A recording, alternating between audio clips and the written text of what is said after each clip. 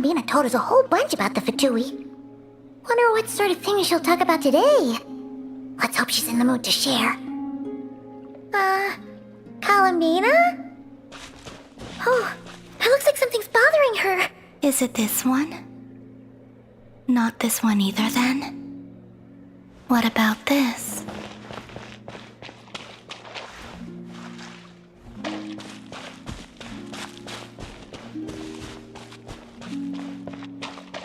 Is it this one? Not this one either, then? What about this?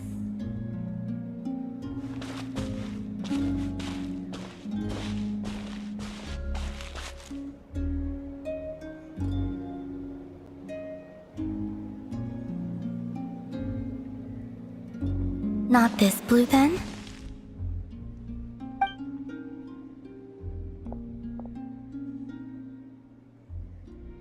Oh, it's you. Could you help me? I'll be sure to return the favor. Are you kidding? You know you don't owe us anything, right? Yeah, we'd help you even if you had nothing to give us. So, what sort of help do you need? Well, to be precise, this creature is the one that needs help. Huh? The Kuhenki? Yes. This little one procured a paintbrush somewhere, and upon returning to my side, proceeded to swish about happily. I found a canvas and some paint for her, but though some time has passed, her attempts to mix the colors she desires have met with little success.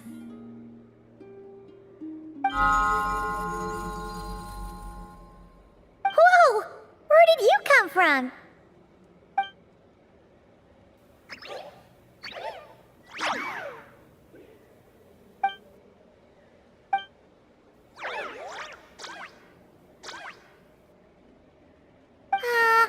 Are we playing charades?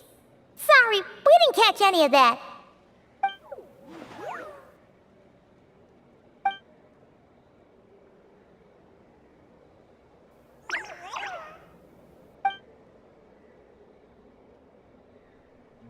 Huh! Looks like she's taken an interest in your pack.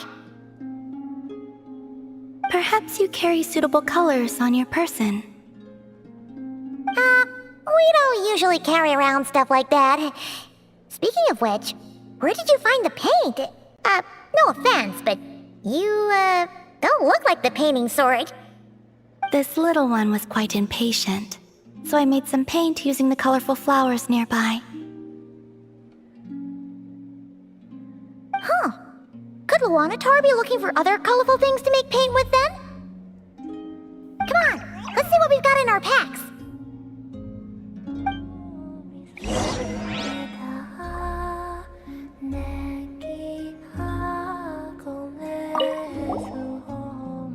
Okay, relax. Don't worry, we're searching. Colorful plants from Nokrai would be the #1 choice, right?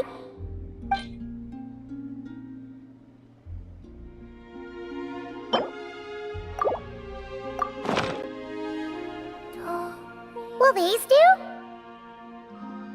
Yes, the Kuhenki looks quite satisfied.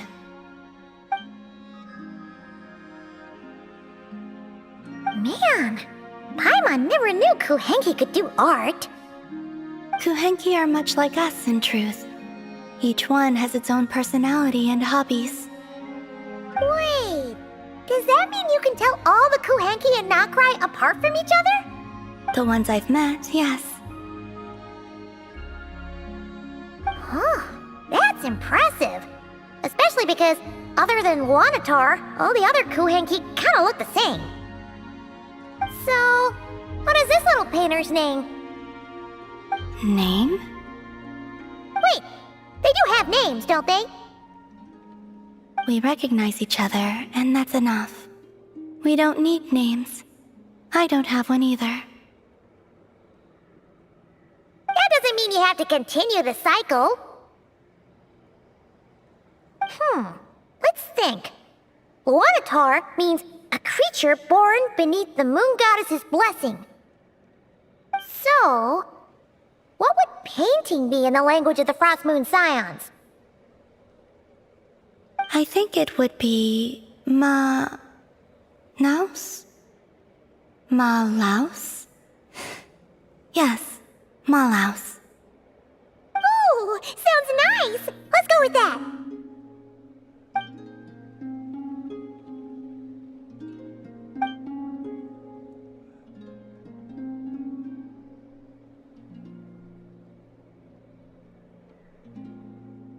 What is it, Malaus? Done with your painting?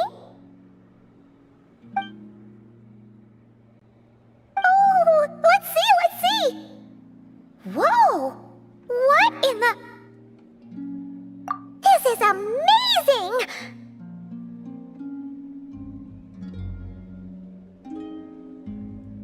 Paimon was expecting something a lot more childish. Or, you know, Melusine-like. The Kuhenki are adept at sensing their surroundings. When it comes to recreating what they've seen, they tend to capture things exactly as they were.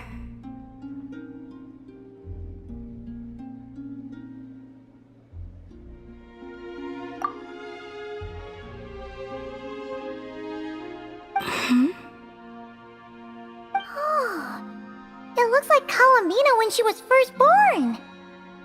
Huh? Llama said your birth was recorded by the Frost Moon Scions, but this painting does look a bit different.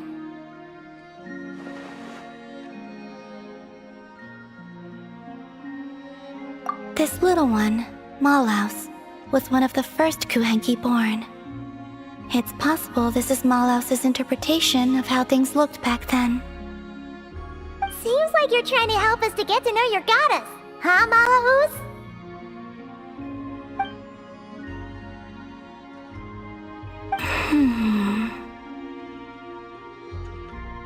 Don't worry, Malaus. We appreciate it. We're all friends here.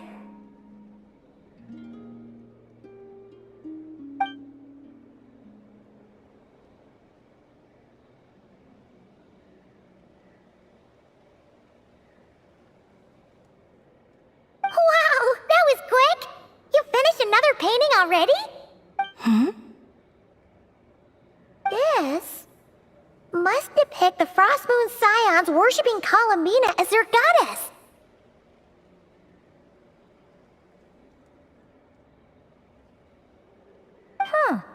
What's she doing by the altar? The details are too small to make out.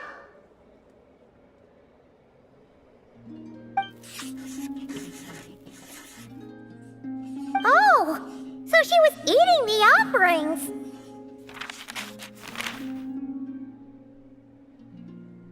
Was I not supposed to? Oh, no. It's just a bit, unconventional. Well, they were delicious. Fair point.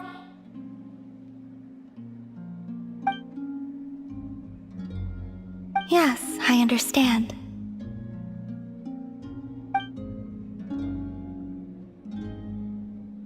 Give me your hand.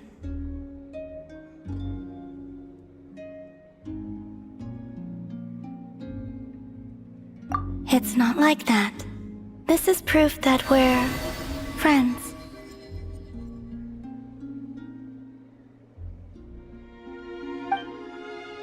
Fierce wit.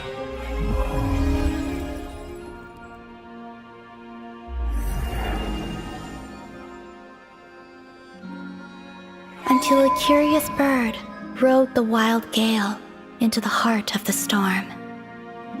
As it turned out, the roiling waves were caused by the snoring of a giant whale.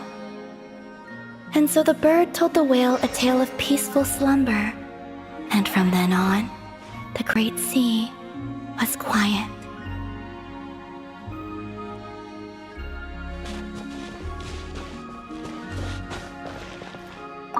So, go to sleep, little ones, lest the fearsome whale awaken once more. Kuhenki are an energetic bunch. Lulling them to sleep is no easy task.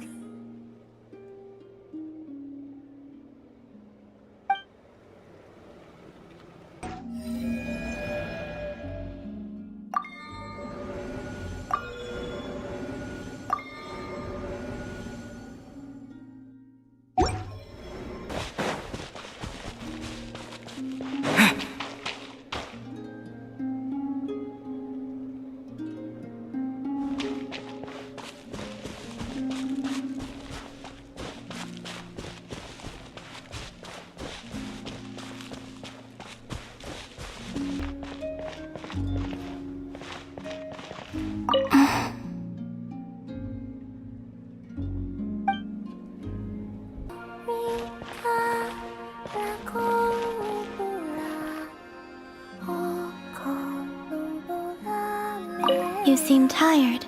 Is this place too high up?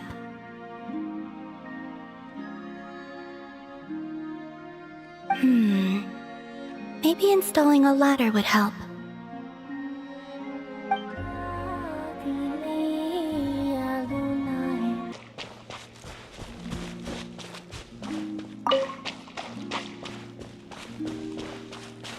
It's just like a seesaw. If you take something from this side and don't put anything on the other, the seesaw will tip over.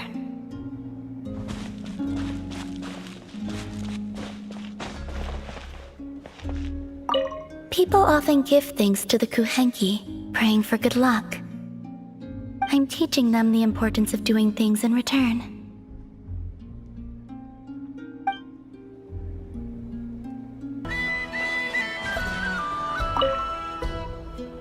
Hello there, traveler. Fancy running into you here. I was just out patrolling the area, cleaning up a spot of wild hunt unpleasantness. And now here you are.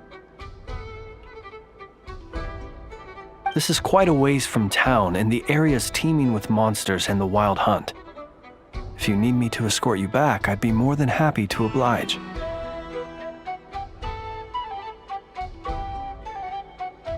Ah, I see.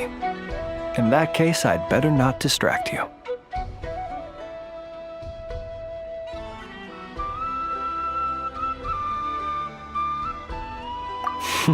Well said. And I have witnessed your skills already. But it would be rude not to make the offer, having found you alone in the wilderness. Anyway, I'd best be going. If you do find yourself in need of help, you know where to find me. I'll always be ready to answer when you come knocking on my door.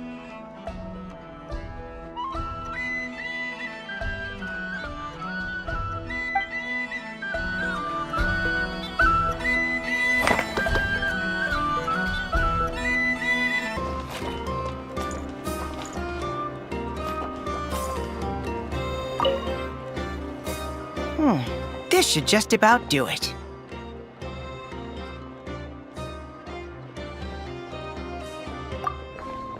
Traveler? Hello? I didn't think I'd run into you here. Right. I should have realized.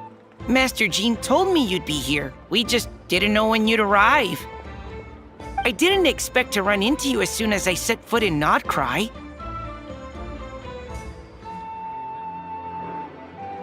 Yes, the Grandmaster sent you a letter, didn't he? He also sent one back to Mondstadt, telling us all about how you were doing. Of course, all the knights back home are still figuring out how to support you. But the Grandmaster wrote that we shouldn't be hasty and that he already had everything in hand. Yep, the Grandmaster's always reliable when it comes to important business. So when he says he'll handle something, we know we can count on him. But of course, if you run into any trouble, remember that the knights will always be there to help you. Feel free. After all, you're our honorary knight, a valued member of our order. That's what Master Jean told me to tell you when I departed from Mondstadt.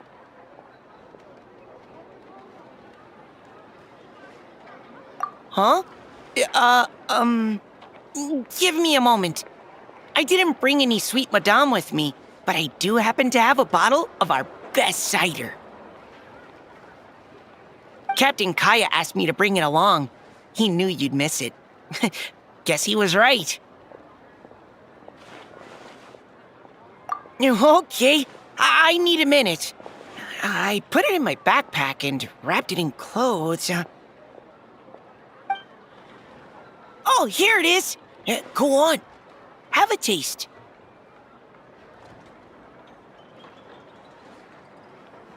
I did, of course. When I was leaving, the Grandmaster specifically asked me to bring some bottles of our very best dandelion wine for him. At first, Master Jean protested that my main objective on this long journey was to deliver letters to Nodcry, and she'd rather I not overload my luggage. She said someone else could transport it later. But after giving it much thought, I packed 2 bottles of wine for the Grandmaster anyway. Otherwise, he'd be talking my ear off about how wonderful dandelion wine is while waiting for it to get delivered. Oh, right. If you crave fresh sweet madames and steak, do come back and visit the Knights of Favonius' headquarters when you're free. That was what Amber wanted me to tell you. And that's all the messages I have for you. I should get going. Farewell, honorary knight.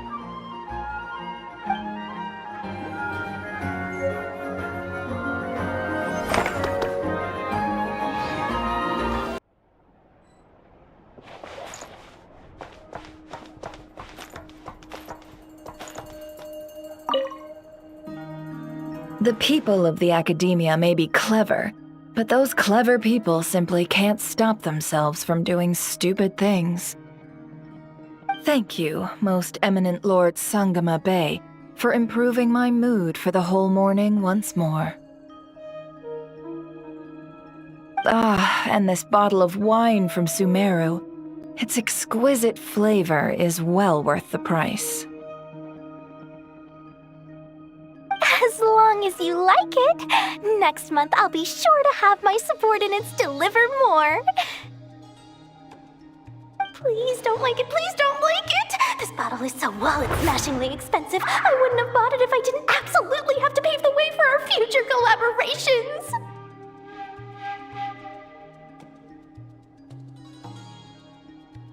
One jug of wine's enough for today. Just put this round on my tab and we'll settle it at the end of the month. Oh, and don't include Yehoda's secret snack order. She's footing that bill herself. I know Dory spent a lot of money trying to get a deal from me. I shan't say no to free drinks, but perhaps it'd be best to leave her some room to wiggle. No problem. I'll send the bill over in a few days. Am I going crazy? Why is Never being so straightforward this time? Don't dwell on it, Dory. Just focus on getting the deal first. Why so hasty? Please, after all the trust I've placed in you, surely it's unbecoming to fleece a fellow countrywoman over a simple drink? Dory, oh Dory, the deal is yours, but the money? Oh, we're going to split it. Oh, come now. Even sisters need to settle accounts clearly.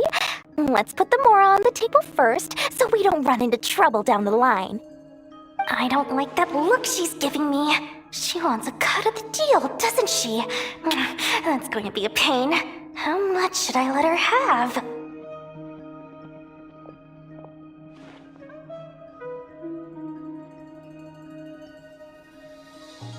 Just some hometown gossip.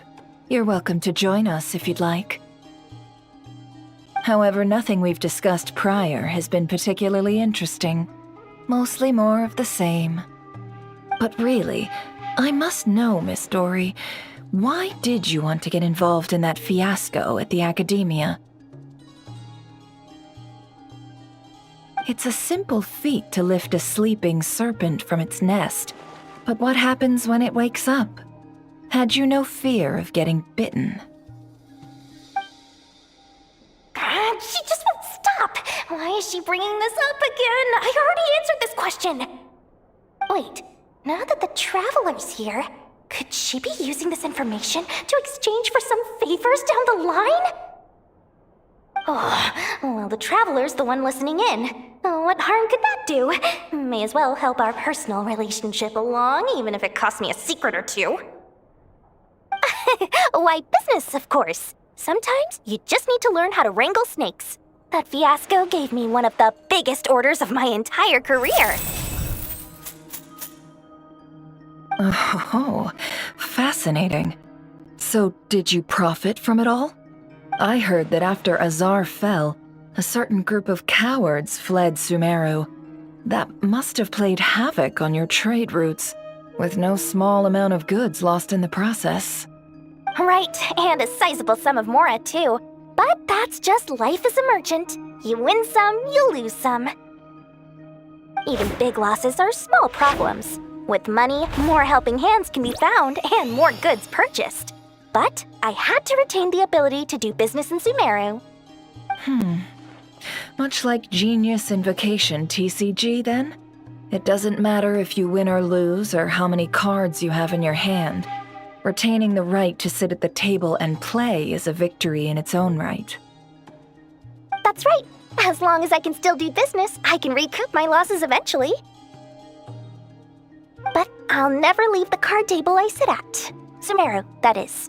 If I did, I'd really be left with nothing. My. I didn't know you loved your homeland so much. Well, I love Mora, and I'm the best at earning Mora in Sumeru. Your senses are certainly sharp when it comes to business, Miss Dory.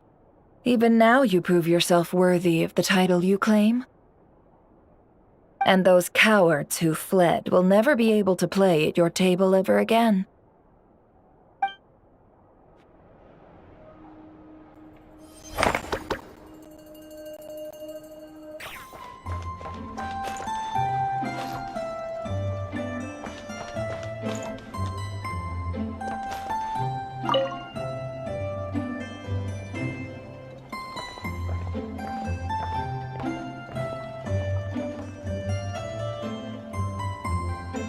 Almost there. That should do it. Once Anefa wakes up, I'm treating myself to 3 whole slices of cake.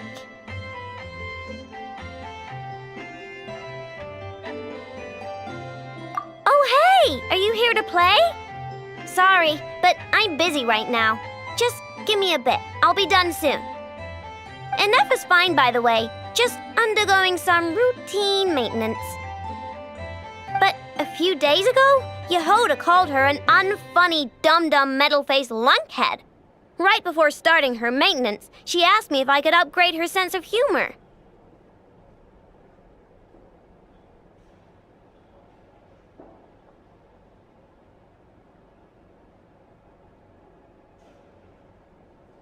Yeah, glad we're on the same page. Anefa's the best. Okay. I'm going to activate her.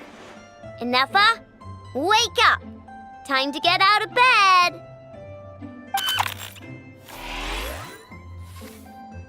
Good morning, Aino. Good morning, Traveler.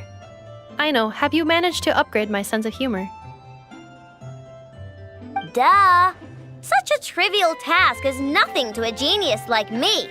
Now, time to do some testing to see if the upgrades resulted in any hiccups. Anefa, can you add more sugar to my crumb cakes? Please respond to me in a way that is humorous. I cannot. The more sugar I put into a crumb cake, the less sugar the crumb cake will have. What? The more sugar I put into a crumb cake, the more prone Aino will be to toothaches. The more toothaches she has, the less sugar she can consume. The less sugar she can consume, the less sugar I can add to the crumb cakes. Therefore, the more sugar I put into a crumb cake, the less sugar the crumb cake will have.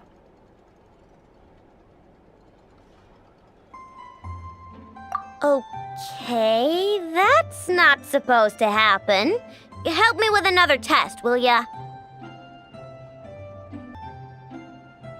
If it stays bad for a while, the traveler will crack a smile. What?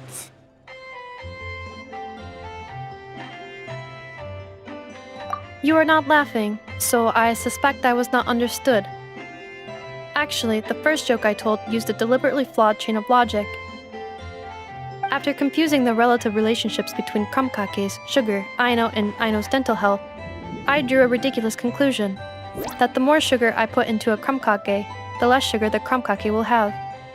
For the second joke, I used a rhyme scheme between the similar sounding phrases, bad for a while and crack a smile, to express. Okay, well, the jokes are funny, but the punchlines don't work if they aren't explained. Yes. However, according to my database queries, such statements are considered humorous due to their chaotic structure and lack of direct causal relationships. Such chaotic sentences serve as a form of guidepost, while the humor lies in the explanation that follows. Oh! Huh. Interesting. Enough. Write some of these chaotic jokes down. We'll get Yehoda to be our guinea pig. Traveler, why are you covering your face? You got a toothache? Have you gone on a sugar binge too? Huh? What's wrong? Don't tell me you're getting sick or something. Enough. Go make him something warm. Understood. Maybe he ate too many hara fruit, a type of plant from Sumeru. Huh? What do those have to do with any of this? Because eating them can make you feel horrifyingly cold.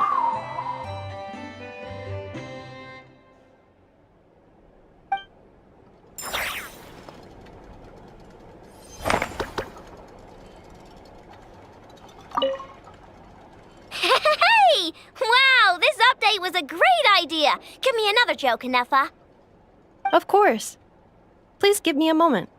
Since there is no fixed formula for generating jokes like these, I will need to reorganize the relevant keywords.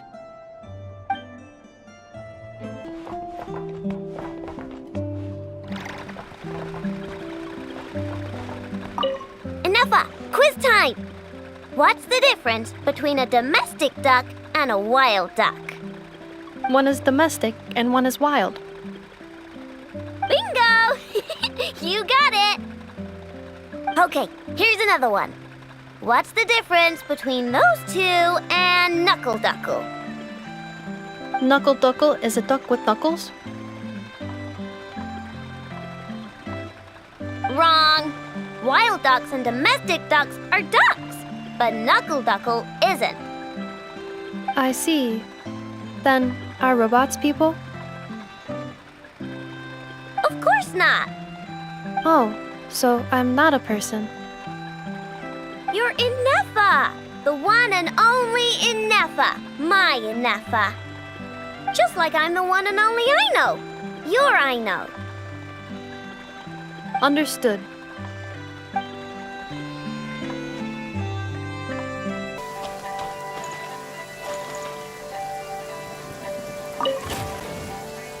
Repairs complete. It was just an old circuit, nothing serious. Such remarkable efficiency, Miss Inefa.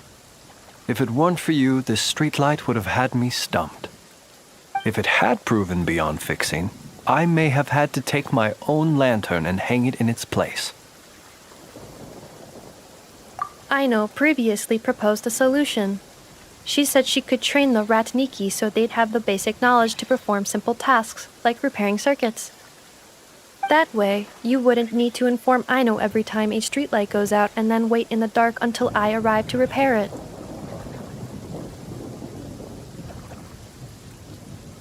Yes and no. Strictly speaking, maintaining the brightness of the lights has been their traditional role.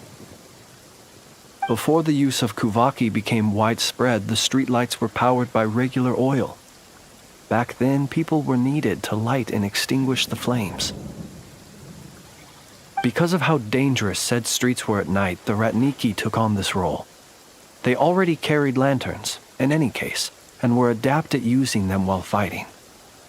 But as I'm sure you've already noticed, the current streetlights are powered by kuvaki.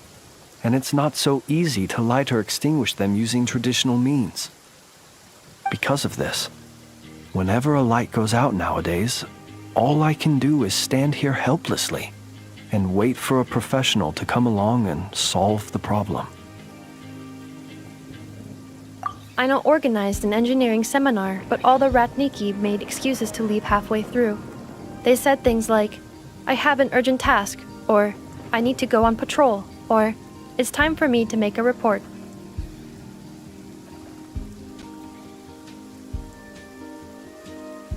I didn't leave.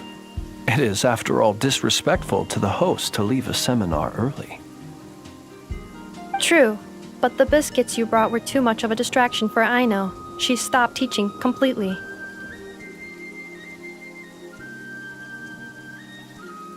And then I was so busy trying to stop her from eating that I could not take over the seminar. So please, the next time you attend a class of any kind, don't bring anything sweet that might attract Aino's attention. And don't bring any toys either. I promise I won't. Please say it in full. The last time you promised not to bring anything sweet, you brought a toy, and Aino was completely unable to continue. I promise I won't bring anything sweet, any toys, or anything else that might unduly divert Miss Aino's attention. That's better. I'll notify you when she next holds an engineering class. For now, I have to pick some laka berries for her. Goodbye. Traveler, do you know of anything else besides sweet treats, toys, and small fluffy animals that might keep Miss Aino quiet for a while? Half an hour shall suffice.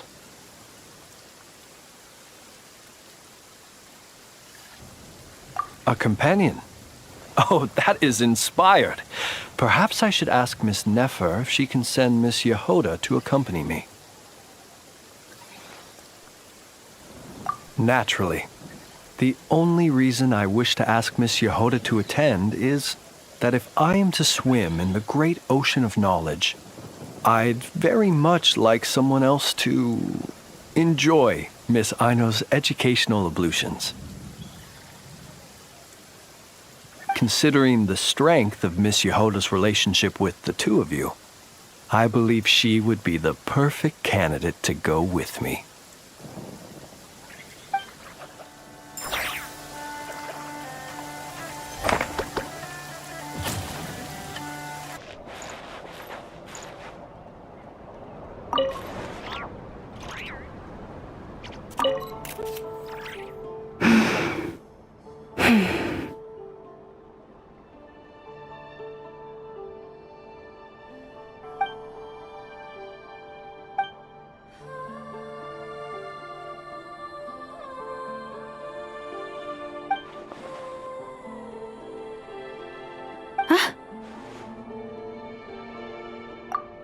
It's you, traveler.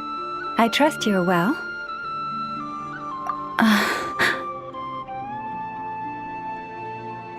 No, that's not it at all. It's just, my antlers are quite heavy. I almost toppled over. It gave me quite a shock.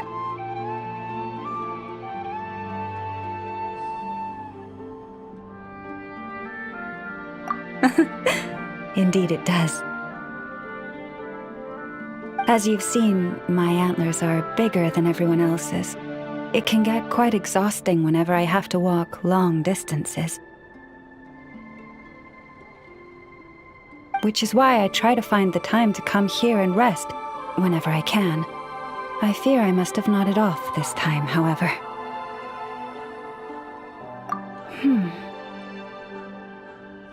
I'm afraid nothing much helps beyond finding somewhere to sit down every now and then and taking a rest. Miss Aino once offered to produce a mechanical device that would help support my neck and antlers. While I was grateful, it didn't seem to be entirely... how should I put it? Yes, that's a fine choice of word. someone in my role needs to maintain a certain image. As Moon Chanter of the Frost Moon Scions, it would be unseemly to appear in public with a machine around my neck. Indeed.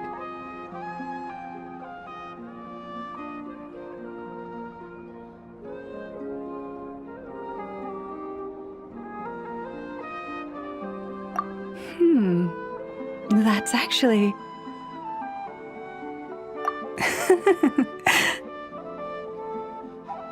I must say I found that quite the amusing mental image. Thank you. A good laugh was exactly what I needed to chase the tiredness away.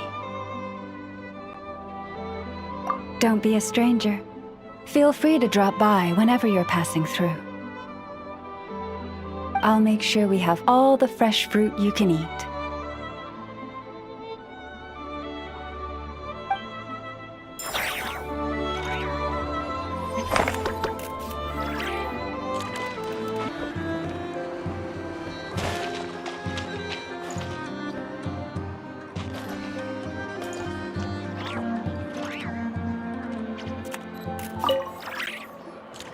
Huh? Isn't it Skirk? Are Paimon's eyes deceiving her? What's Skirk doing here in Notcry?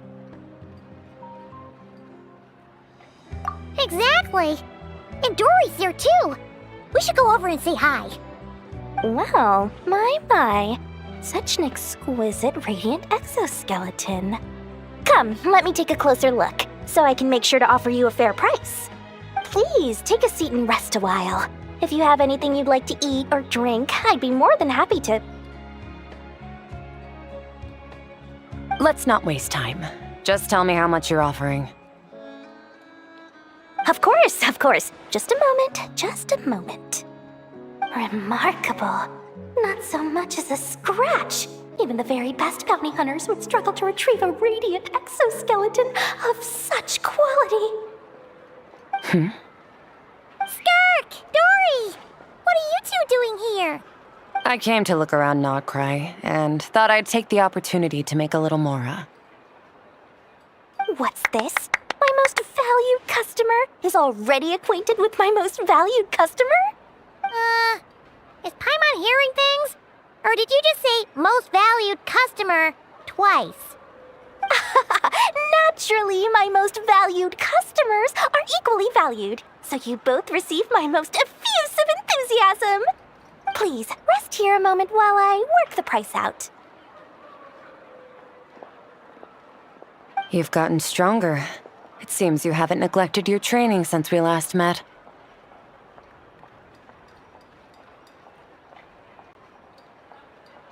I see. Notcry is home to many worthy opponents. Should you overcome this trial, your strength will increase further still. So, how have you been, Skirk? When we last saw you, you said fate would decide how we'd meet again. Well, Paimon didn't think it would decide so quickly. Was it quick? It's felt like a very long time to me. My life will experience little change until a true turning point arrives. But as for you, you are at a pivotal point in your journey. Have care. Victory and defeat are seldom long-lived. Excuse me, dear customer. After careful consideration, I'm prepared to offer you 6 million Mora for these radiant exoskeletons. I assure you that this is the fairest possible price. While you might be able to sell a single item for 700,000 or so, when it comes to buying in bulk... I'll take half of that in cash. I won't be staying long, so there's no point carrying around more money than I need. As for the other half, give it to these two in the form of food or supplies. You should have plenty of both in your stores. Of course. I can see my most valued customers enjoy a very close relationship. Here's your Mora. Please, do stop by again. I'll be going then. Until next time. Huh? We'll just stay for a chat? Oh, she's gone again. That skirk. That's just how she is, sweeping in and out like a sudden gust of wind. I'm used to it by now. Hey, that reminds Paimon. You haven't forgotten her somehow? Even though you've done lots of business together before? What's the deal with that? Huh? What do you mean? The all-knowing Lord Sangama Bay keeps every customer near and dear to her heart. Fine, if you must know, she's not really my customer, but rather a guest of Miss Alice, my supplier. Miss Alice introduced her to me, and now she drops by from time to time to do business. She's the perfect customer. She always brings quality goods and doesn't care too much about the price. Whoa, that's one suspicious-looking grin. You're not ripping her off, are you? Ridiculous! A strong, mysterious customer like that who brings me valuable items? I practically worship the ground she walks on. Dory's Divine Bazaar is a fair and reputable business. Now, I promised I'd supply you with food, so it's about time I start hunting for ingredients. 3 million mora. What can I find that's worth 3 million mora? It looks like I'm going to have to dig out something very special indeed. This is a story about karma.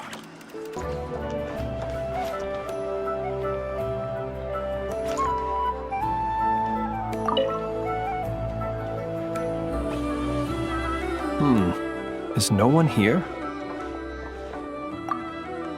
Well, hello. This is certainly a most joyful encounter.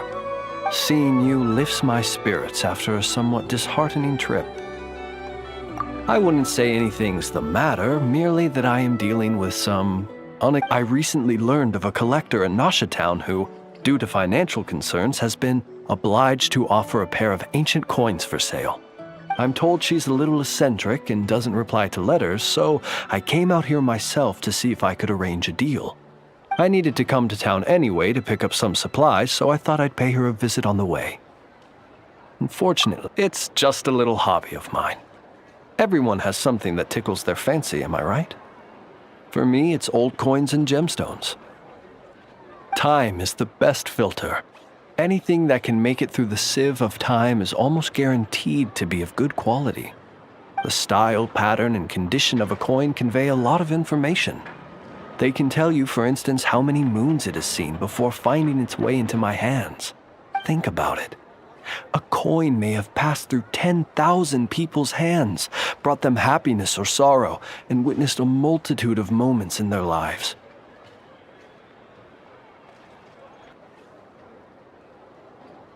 The weight of time it contains is far heavier than its appearance would suggest. It is a witness. These coins have been stuck in my mind these last few days. What do they look like? What stories can they tell? If I can't meet this collector, I fear all desire to return home shall Look at me, rambling on about coins without a thought for the friend standing by my side. Let me think of a more interesting topic to make up for boring you just now. Ah, yes. Recently, I purchased a beautiful azure gemstone from a Fontanian merchant. It had long slumbered at the bottom of the ocean until being recovered just some days ago. I was told it was once embedded in the sword of a champion duelist at the court of Fontaine, while another story claims it was a pirate crew's prized treasure. That's exactly what I thought. Whenever a merchant starts waxing lyrical and weaving tales, it's usually a sign that they don't have faith in their wares. Fortunately, I'm very good at appraising a gemstone's true worth, even if its owner hasn't the faintest idea what they're holding. Please, allow me to invite you to my residence once more. I have a feeling you'll appreciate the gem itself, and you may well find my valuation of it quite interesting too. I'll be waiting for you.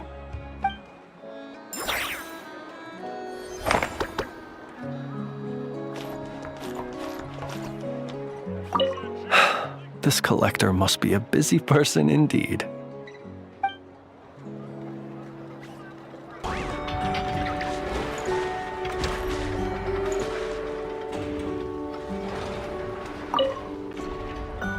How's the little deer, Inefa? Its wounds are beginning to heal. Condition? Stable. So, that dog's medicine worked after all. Is it still in pain? Pain is unavoidable. However, it will surely recover soon. Okay, Inefa. Next up, make us some cakes. Oh, and crown cakes too. I bet it's gonna be starving when it wakes up. You are speaking on your behalf, Aino, not the deer's. But rest assured, I have a recipe for animal food, which I will prepare shortly.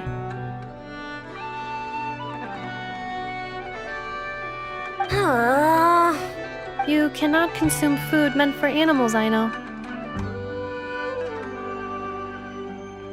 Hey, I wasn't thinking about stealing a sick deer's lunch, okay?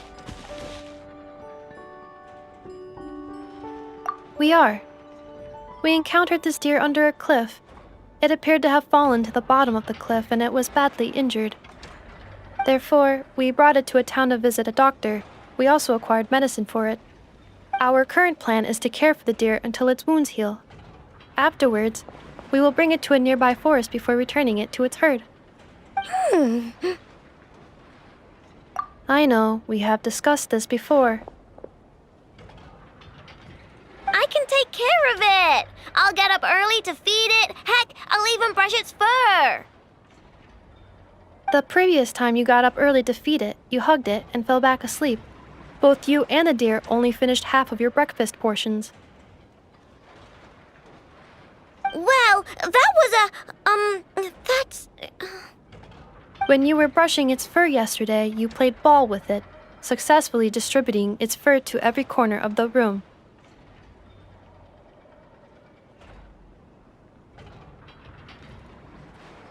And it clogged my vacuum cleaner when I tried to clean it up.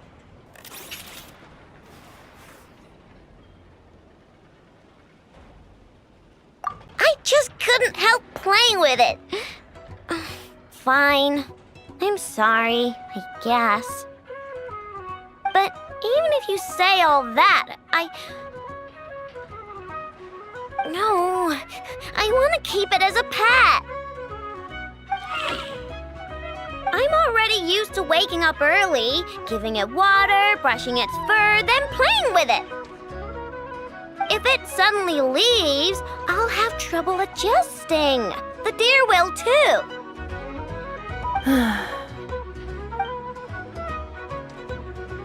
Look, even the deer doesn't want to go.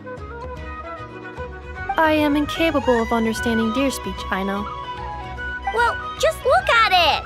Haven't you heard actions speak louder than words? It loves me this much. Oh, if only the deer could talk. It could do all the persuading then. And then I could tell it to stop helping you eat the vegetables in your breakfast every morning.